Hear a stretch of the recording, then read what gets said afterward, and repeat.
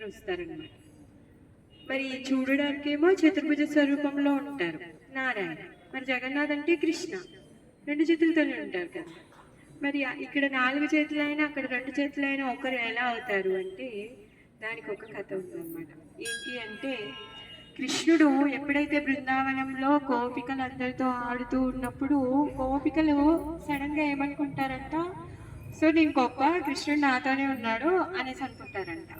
అనుకుని ఆ గర్వం వచ్చేసరికి వాళ్ళ గర్వాన్ని తీసేయాలి అని చెప్పేసి సడన్ గా కృష్ణుడు మాయమైపోతాడు అనమాట. వాళ్ళందరి దగ్గర నుంచి వెళ్ళిపోతాడు. వెళ్ళిపోయి దూరంగా దాచుకుంటాడు అనమాట. అందరూ వెతుకుతూ ఉన్నారు. అయ్యో నేను కంటపడతాను అని చెప్పేసి ఏం చేస్తాడు అంటే సడన్ గా చతుర్భుజ స్వరూపాన్ని తీసుకుంటాడు.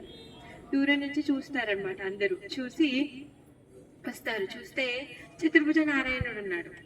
నారాయణుడు కనిపించగానే, నారాయణుడు అంటే అందరికీ గౌరవము, భక్తి, ప్రణామాలు చేస్తారు, అడుగుతారు. మేము కృష్ణుడి గురించి వెతుకుతున్నాము, కృష్ణుడు ఎక్కడైనా చూసారా అనేసి అడుగుతారు అనమాట. సాక్షాత్ నారాయణుడే కనిపించాడండి. అయినా కానీ వాళ్ళు నారాయణుడు అంటే వాళ్ళకి అంతగా వాళ్ళు ఉన్నటువంటి రసం ఏదైతే ఉందో మాధుర్య రసం. నారాయణుడు మాధుర్య రసంలో ఉన్నాడు. దాస్యంగా తను రాజులాగా ఉంటాడు కదా, ఐశ్వర్య రసంలో ఉంటాడు. వీళ్ళు స్వామి కనిపించగానే ప్రణామాలు చేశారు. కృష్ణుని అడుగుతూ ఉన్నారు అనమాట. అయితే చెప్తాడనమాట, అలా వెళ్ళారు అని చెప్తారు. అలా కొంచెం సేపు అయిన తర్వాత శ్రీమతి రాధారాణి వస్తుంది అనమాట. శ్రీమతి రాధారాణి రాగానే శ్రీమతి రాధారాణి యొక్క భక్తి ముందు ఆయన నాటకం పనిచేయట్లేదు. ఎప్పుడైతే శ్రీమతి రాధారాణి వస్తుందో 4 చేతులు కరిగిపోయి కృష్ణ స్వరూపం వచ్చేస్తుంది అనమాట. అలా దొంగ దొరికిపోతాడు.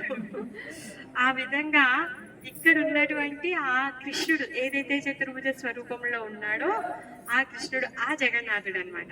అందుకని చెప్పేసి జగన్నాథుడు అక్కడ 14 రోజులు ఆయన యొక్క మందిరము క్లోజ్గా ఉంటుంది. అంటే ఆయన శయన గ్రహంలో ఉంటాడు కదా. అప్పుడు భక్తులందరూ కూడా వచ్చి ఇక్కడికి వచ్చి దర్శనం చేసుకుంటూ ఉంటారు. అయితే కలియుగంలో మనం చెప్పుకుంటూ ఉన్నాం కదా, ప్రతిసారి ప్రతి యుగంలో కృష్ణుడు అవతరిస్తారు అని చెప్పేసి.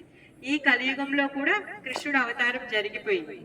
కలియుగ ఆరంభంలో మొదటి పాదంలో ఎవరు అంటే చైతన్య మహాప్రభు. ఆయనే కృష్ణుడు, సాక్షాత్ కృష్ణుడు. అయితే ఆయన ఏ రూపంలో వచ్చాడంట? భక్తుడి రూపంలో వచ్చాడు. ఒక్కొక్కసారి ఒక్కొక్కలా వస్తారు. మరి రాముడిగా వచ్చాడు అనుకోండి, రావణాసురుణ్ణి సంహరించాడు. నరసింహస్వామిగా వచ్చినప్పుడు హిరణ్యకశిపుణ్ణి సంహరించాడు. కృష్ణుడిగా వచ్చినప్పుడు కంసుడిని, ఆగాసుర, బకాసుర, పూతన, శకట వీళ్ళందరినీ కూడా సంహరించాడు. మరి చైతన్య మహాప్రభు రూపంలో వచ్చినప్పుడు ఎవరిని సంహరిస్తాడు? సత్యయుగంలో అంటే అసురుడు ఎలా ఉండేవాడంట? వేరే లోకంలో ఉండేవాడు. హిరణ్యాక్ష, హిరణ్యకశిపులో వేరే లోకంలో ఉండేవాడు.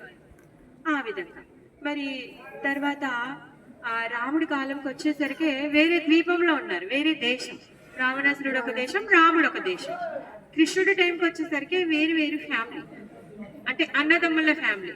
కౌరవులు, పాండవులు, మేనమామ, కంసుడు. కలియుగానికి వచ్చేసరికి అసురుడు ఎక్కడున్నాడంట? మన లోపలనే ఉన్నాడంట. సో మనమే అసుర ప్రవృత్తితో ఉంటాము, ఇంకా మంచిగా కూడా ఉంటాం. ఛాన్స్ దొరికితే మోసం చేయడానికి చూస్తాం. మన లోపల ఆ ప్రవృత్తి ఉంది. మరి భగవంతుడు కలియుగంలో అవతారం తీసుకొని ఎవరిని సంహరించాలి? అలా సంహరించుకుంటూ పోతే అందరినీ సంహరించాలి, ఇంకెవరూ మిగిలరు. అందుకని చెప్పేసి భక్తుడి రూపంలో వచ్చి తను ఏం చేస్తున్నాడంటే భగవంతుడి యొక్క ప్రేమని పంచడానికి వచ్చాడు. ఏంటి అంటే మనం అందరము భగవంతుడి యొక్క భక్తి చేయాలి, భగవంతుడి యొక్క నామకీర్తన చేయాలి అని ప్రచారం చేయడం కోసం గాను స్వామి భక్తుడి రూపంలో వస్తాడనమాట. ఆయనే చైతన్య మహాప్రభు. ఆయన ఈ హరే కృష్ణ మహామంత్రాన్ని అందరికీ ఇచ్చారు. హరే కృష్ణ మహామంత్రము ముందు ఏ విధంగా ఉండేది అంటే హరే రామ రామ రామ హరే హరే, హరే కృష్ణ కృష్ణ కృష్ణ హరే హరే. ఇది వేదంలో చెప్పబడినటువంటి మంత్రం. మరి ఈ మంత్రాన్ని జపం చేయాలి అంటే శుచి, శుభ్రత, బ్రాహ్మణ కుటుంబంలో పుట్టి ఉండాలి. తర్వాత శుచి, ముచి, ధర్మ, అధర్మ, నిష్ఠ ఇవన్నీ కూడా పాటించాలి. కలియుగ జీవులకి ఇవన్నీ సాధ్యమా? ఛాన్స్ దొరికితే మోసం చేస్తాం, అబద్ధం ఆడతాం, నేను గొప్ప అంటాము, ధర్మము, దానము అవన్నీ మనం ఎక్కడ, శౌచము ఇవన్నీ ఎక్కడ చేస్తున్నాం? 10 నిమిషాలు మనం నోట్లో చేయి పెట్టుకోకుండా మనం ఉండలేము. మనకి ఎక్కడుంది? అంత అలా అంటే ఎంగిలిని స్ప్రెడ్ చేస్తూ ఉంటాం మనం. తర్వాత మనం ఏదంటే తొక్కేస్తాము, వాష్రూమ్కి వెళ్తాము, కాళ్ళు కడుక్కోకుండా, అంటే శుచి శుభ్రత మనలో జీరో అయిపోయింది. సో మనం ఇప్పుడు ఆ మంత్రాన్ని చేసే అర్హత మనకు లేదు. మరి మనమందరం బాగుపడాలంటే ఏం చేయాలి? అందుకనే భగవంతుడు చైతన్య మహాప్రభు రూపంలో వచ్చి ఈ హరే కృష్ణ మహామంత్రాన్ని ఇచ్చారు. ఏదైతే హరే రామ మంత్రం ఉందో ఆ హరే రామ మంత్రాన్ని తిరిగేసి చెప్పారు. అలా తిరిగేసి చెప్పడానికి ఆయన నామాన్ని మార్చి చెప్పే అంత శక్తి ఎవరికి ఉంటుంది? ఆయనకే ఉంటుంది. ఇప్పుడు నా పేరు రాధాప్రియ దేవిదాసి, నా ఇష్టం అలా కాదు, నేను దాన్ని తిరిగేసి చెప్తాను, మామూలుగా దాచి ముందు చెప్తాను, తర్వాత చెప్తాను అంటే అది నా ఇష్టం. మనం కూడా చూడండి, ఇంటి పేరు తర్వాత మన పేరు ఒక్కొక్కసారి ముందు రాస్తామో వెనక రాస్తాం, అలా అవుతుంది కదా. అందుకని భగవంతుడే స్వయంగా వచ్చి హరే కృష్ణ మహామంత్రాన్ని ఇచ్చారనమాట. ఈ హరే కృష్ణ మహామంత్రం ఎలాంటిది అంటే, మీరు ఏ సమయంలో అయినా, ఎక్కడైనా, ఎలాంటి పరిస్థితుల్లో అయినా కూడా మీరు జపం చేయొచ్చు. దీంతో మీకు దోషం అంటది. అందుకని ఈ కలియుగంలో ఉన్న వాళ్ళందరూ కూడా ఈ పతిత జీవులు, వాళ్ళు ఏమీ సక్రమంగా పాటించలేరు, వాళ్ళకి అంత శక్తి లేదు. కాబట్టి భగవంతుడే స్వయంగా వచ్చి హరే కృష్ణ కృష్ణ కృష్ణ కృష్ణ హరే హరే, హరే రామ రామ రామ హరే హరే అనే మంత్రాన్ని ఇచ్చారు. ఆ మంత్రాన్ని ఇచ్చినటువంటి ఆ స్వామి, ఆ చైతన్య మహాప్రభు, తను పూరిలో 12 సంవత్సరాలు ఉంటారనమాట. జగన్నాథుల వారి యొక్క దర్శనంతో, ఎందుకంటే భక్తుడి రూపంలో వచ్చారు కదా, జగన్నాథుడి యొక్క దర్శనం చేసుకొని తను పరవశించిపోయేవాళ్ళు, తను మూర్ఛపోయేవాళ్ళు. అష్టసాత్విక వికారాలన్నీ కూడా ఆయనలో కనిపించేవన్నమాట. ఆయనలో ఉన్నటువంటి ప్రేమకి రాళ్ళే కరిగిపోయేవి. ఎప్పుడైతే జగన్నాథుడు ఈ 14 రోజులు ఆయనకి జ్వరం వచ్చిన స్థితి ఉందో, అనవసర స్థితి ఉందో, జగన్నాథుడు దర్శనం లేక తను ఎంతగా విలవిలలాడిపోతున్నాడు అంటే, స్వామి దర్శనం లేక తను పిచ్చోడైపోయాడు. ఇంకా పూరి నుంచి పరిగెత్తుకుంటూ ఇక్కడికి వచ్చి ఆలర్నాథ్ దర్శనం చేసుకుని తన పరవశంలో తను సాష్టాంగ దండవత్ చేస్తే రాయే కరిగిపోయింది. ఇప్పుడు మనం ఆ రాయిని లోపల దర్శనం చేసుకోబోతున్నాం. ఆయన ఏ విధంగా అయితే సాష్టాంగ దండవత్ చేస్తే ఆ రాయి కరిగిపోయిందో, ఆ రాయి యొక్క దర్శనం మనం చేసుకుంటాం అన్నమాట. సో ఆ విధంగా భగవంతుడు తనే స్వయంగా భక్తుడి రూపంలో వచ్చి భగవంతుడి యొక్క భక్తి ఎలా చేయాలి, భగవంతుడి నామజపం ఎలా చేయాలి, మన యొక్క ధర్మం ఏంటో నేర్పించడానికి వచ్చాడు. ఇక్కడ ఆ లీల జరిగింది. అది కాకుండా దానికంటే ముందు, రామానుజాచార్య కంటే ముందు, ఇక్కడ చతుర్భుజ స్వరూపంలో ఉన్నటువంటి ఈ ఆల్వార్ నాథ్ ఏదైతే చెప్తున్నామో, ఈయన పేరు ఆల్వార్ నాథ్. రామానుజాచార్య కంటే ముందు ఆల్వార్లందరూ కూడా వచ్చి ఇక్కడ కీర్తిస్తూ ఉండేవాళ్ళు అనమాట. అందుకే ఈయన పేరు ఆల్వార్ నాథ్. ఈ ఆల్వార్ నాథ్ కాస్త రాను రాను ఆలాల్ నాథ్ అయిపోయారనమాట. ఇక్కడ ఒక భక్తుడు ఉండేవాడు అనమాట. తను రోజు నిత్య కైంకరణ చేస్తూ ఉండేవాడు. చాలా ఉండేది ఈయనకి. ఈ మందిరం కింద చాలా ల్యాండ్ ఉండేది, చాలా డొనేషన్స్ వచ్చేవి. వరదలు, కరువు కాటకాలు, తర్వాత ఎవరైతే ఈ ఔరంగజేబు దాడిల వల్ల, ఈ ముస్లిం రాజుల వల్ల మొత్తం ఈయన కింద ఉన్నటువంటి ఏదైతే ల్యాండ్ అవన్నీ ఉంటాయో వాళ్ళంతా చాలా ఆక్యుపై చేసేసారు. ఒక స్థితి ఎలా అయిపోయిందంటే, ఈ అగ్రహారంలో ఉన్నటువంటి బ్రాహ్మణులందరికీ కూడా భోజనం చేయాలి అంటే కష్టంగా తయారైందనమాట. ఆ స్థితిలో ఉన్నప్పుడు ఈ టెంపుల్ యొక్క హెడ్ పూజారి ఎవరైతే ఉన్నారో తను భిక్షాటన కోసం అని చెప్పేసి వేరే ఊరికి బయలుదేరతారనమాట.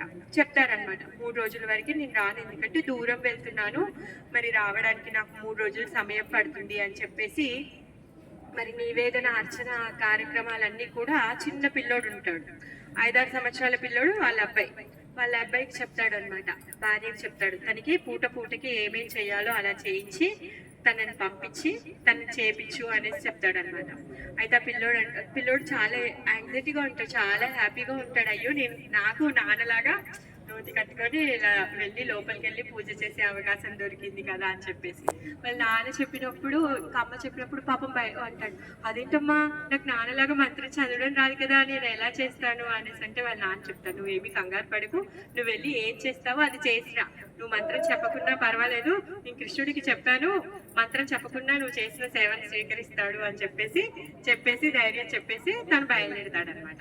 తల్లి ఏం చేస్తుంది, ప్రతిరోజు రాజభోగాకి స్వీట్ తయారు చేస్తుంది అనమాట, లడ్డూలు చేస్తుంది, పుత్రుడికి ఇచ్చి పంపిస్తుంది, వెళ్ళి అలర్నాథ్కి ఆఫర్ చేసిన నాన్న అని చెప్పేసి చెప్తుంది అనమాట. ఆ పిల్లోడు ఏం చేస్తాడు, ప్లేట్లో మంచిగా లడ్డూలు తీసుకొని వస్తాడు, తీసుకొని వచ్చి భగవంతుడికి నివేదన చేశాడు. గంట కొట్టాడు, వాళ్ళ నాన్న చూశాడు కదా, గంట కొట్టాడు, మెసేజ్ చేశాడు, కట్టనేసాడు, బయట కూర్చున్నాడు. ఇంకా తింటాడు, స్వామి తింటాడు అని చెప్పేసి. పాపం స్వామి కళ్ళతో తింటాడని ఆయనకు తెలియదు కదా, నిజంగానే స్వామి వచ్చి లడ్డూలు తింటాడు అనేసి అనుకుంటున్నాడు. కొంచెం సేపు అయ్యాక కట్టెను తీసి చూస్తాడు, చూస్తే ప్లేట్లో లడ్డూలు అలానే ఉన్నాయి. ఏడుస్తూ ఉన్నాడు, ఏంటి మా నాన్నగారు రోజు పెడితే మీరు తింటారు, మా నాన్నకు మంత్రం చదవడం వచ్చని చెప్పేసి మీరు రోజు లడ్డూలు తినేస్తున్నారు, నేను వచ్చి పెడితే మీరు తినట్లేదు, నేనంటే మీకు ఇష్టం లేదా అని చెప్పేసి ఏడ్చేస్తున్నాడు రఘునాథ్. అబ్బాయి పేరు ఆ రఘునాథ్ ఏడ్చేస్తున్నాడు. కృష్ణుడు పాపము ఆయన చూసి జాలేస్తుంది. ఇప్పుడు ఏం చేయాలి, వీళ్ళు ఊకో పెట్టాలి, ఇంతగా ఏడ్చేస్తున్నాడు, నేనంటే ఎంత ఇష్టం కదా, నన్ను పిలుస్తున్నాడు తినడానికి, వాడికేమో తెలియదు కదా, నేను ఆల్రెడీ తినేసాను కానీ వాడికి అర్థం అవ్వట్లేదు అని చెప్పేసి అనుకుంటాడన్నమాట. సరేలే అని చెప్పేసి, సరే వాడి మనసు ఆనంద పెడతాను అని చెప్పేసి లడ్డూలన్నీ తినేస్తాడు. ఖాళీ ప్లేట్ తీసుకొని వెళ్తాడు, వాళ్ళ అమ్మకి ఖాళీ ప్లేట్ ఇస్తాడు. అయితే ఏవిరా లడ్డూలు అంటే, అదేంటి తినేసాడు అలర్నాథ్ అనేసి అంటాడు. వీడు ఏదో అల్లరి పని చేస్తున్నాడు, వీడు తినేసినట్టున్నాడు దారిలోనే, లేకపోతే పని చేశాడా పడేశాడా, భయపడి ఇప్పుడు దేవుడే తినేశాడని చెప్తున్నాడు అనేసి తల్లి అనుకుంటుంది. సరేలే ఇప్పుడు వాడిని కొట్టడం ఎందుకు, పనిష్ చేయడం ఎందుకు, లడ్డూలేక సర్లే అని చెప్పేసి తను ఊరుకుంటుంది. నెక్స్ట్ డే మళ్ళీ సేమ్ తిరిగి భర్త వస్తాడనమాట. భర్త టైంకి వస్తాడు, భార్యని అడుగుతాడు, ఏది ప్రసాదము అంటే, ఎక్కడ ప్రసాదము, 3 రోజుల నుంచి వాడే ఆరగిస్తున్నాడు, నాకు ఒక మెతుకుంచట్లేదు అని చెప్పేసి భార్య చెప్తుంది. అదేంటి అడిగితే, ఏంట్రా నువ్వు ప్రసాదం ఎవరికి పెట్టట్లేదు అంటే, ఎక్కడుంది అంతా స్వామి తినేశాడంట. స్వామి తినేయడం ఏంట్రా అనేసి అంటే, అబద్ధం ఆడుకు, నువ్వు ఎవరికైనా పని చేసావంటే, లేదు స్వామి తినేశాడంట. సరే అని చెప్పేసి తండ్రి ఏం చేస్తాడంటే, సరే నెక్స్ట్ డే కూడా పంపిద్దాం చూద్దాము అనేసి అంటాడనమాట. వెళ్ళి కట్టెన్ వెనక తండ్రి దాక్కుంటాడు, పిల్లోడు సేమ్ అలానే వస్తాడు, పెడతాడనమాట. ఆ రోజు స్వామి రావట్లేదు, చూస్తాడు పిల్లోడు వాళ్ళ డాడీ వెనక నుంచి వచ్చేది. ఎందుకంటే ఆల్రెడీ ముందు రోజు ఎంక్వైరీ అయిపోయింది కదా, నువ్వు బయట పంచావు అది ఇది అన్నారు కదా. పెట్టాడు, అలానే కట్టెన్ వేసాడు, తర్వాత కొంచెం సేపటికి కట్టెన్ తీసాడు, మళ్ళీ లడ్డూలు ఉన్నాయి. అదేంటి నిన్నమన్నా బాగా తిన్నావు, ఈ రోజు తినట్లేదు, మా అమ్మ నాన్న నన్ను దొంగ అంటున్నారు, నువ్వేంటి ఇప్పుడు తినకుండా ఊరుకున్నావు అనేసి బాగా ఏడుస్తూ ఉంటాడు అనమాట. మళ్ళీ స్వామి వచ్చి లడ్డు తీసుకుంటాడు అనమాట.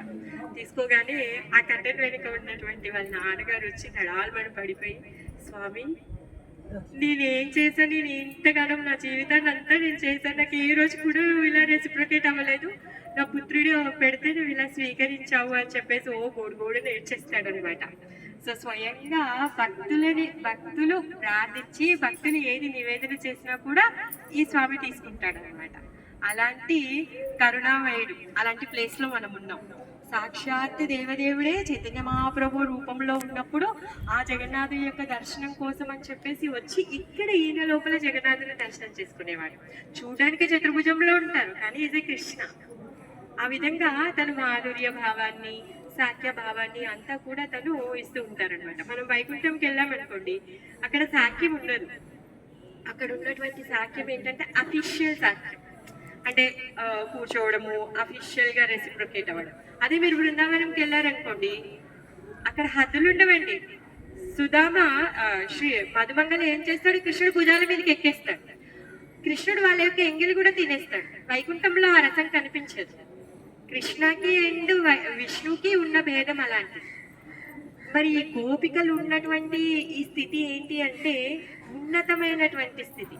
విష్ణు కనిపిస్తే కూడా వాళ్ళు దండం పెట్టారు, మొక్కారు, వెళ్ళిపోయారు. కానీ కృష్ణుడి దగ్గర ఏంటి అంటే అంతకు మించినటువంటి రసాలు ఉన్నాయన్నమాట. మాధుర్య, సాఖ్య, వాత్సల్య, దాస్య, శాంత, ఈ 5 రసాలని పంచేటటువంటి వాడు శ్రీకృష్ణుడు అనమాట. ఈ 5 అలాంటి ఉన్నతమైనటువంటి రసంలో ఉన్నతమైనటువంటి సేవలో ఉన్నటువంటి వాళ్ళు గోపికలు.